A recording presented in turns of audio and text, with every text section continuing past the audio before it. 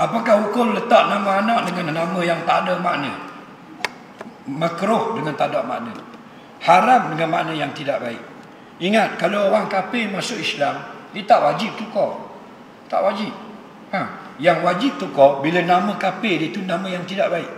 Makna berhala, makna syirik dan sebagainya. Contoh kalau orang putih, nama dia John White. John itu nama lama orang putih. Kalau Melayu buat awang. White tu putih, mana awang putih, awang bala. Jadi John White, dia masuk Islam tak wajib tukar. Kerana John itu tak salah, White pun tidak salah. Tapi kalau nasib orang putih nama ni John Drang, awang mabuk, jadi kena tukar. Kerana mabuk tu dilarang syarak. Itu maksudnya. Okey. Jadi nak letak nama macam kita baca hadis awal tadi.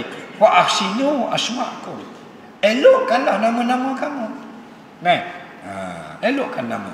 Ada seorang budak di hospital Kuala Terengganu tahun 93-94 gitu. Dia kena penyakit kulit dia menggerupah macam kulit ular. Macam ular nak salin kulit, nampak? Merah habis, menangis budak. Tak baik-baik di hospital. Dah cakap nak cek, ambil darah, tak tahu apa benda penyakit. Nak jadi kebaik, datang seorang tua pakai piyah, kain-kain gitu. Dia cakap dengan mak ni, suruh tukar nama.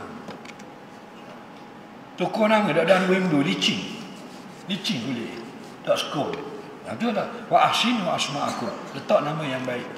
Dan Nabi dalam sejarah ada 4 atau 5 kali dalam hadis sahih, Nabi tukar nama anak-anak sahabat. Tukar, nama tak molek.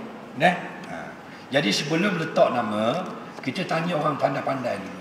Nama ni molek tak? Molek, letak. Jangan ikut suka hati. Pakai gabung nama. Mak nama Maznah, ayah Dahri, Mazda.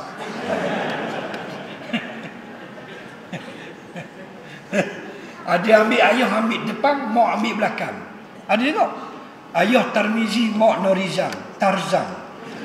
Dak turun tanah budak, dak tambah kau tu.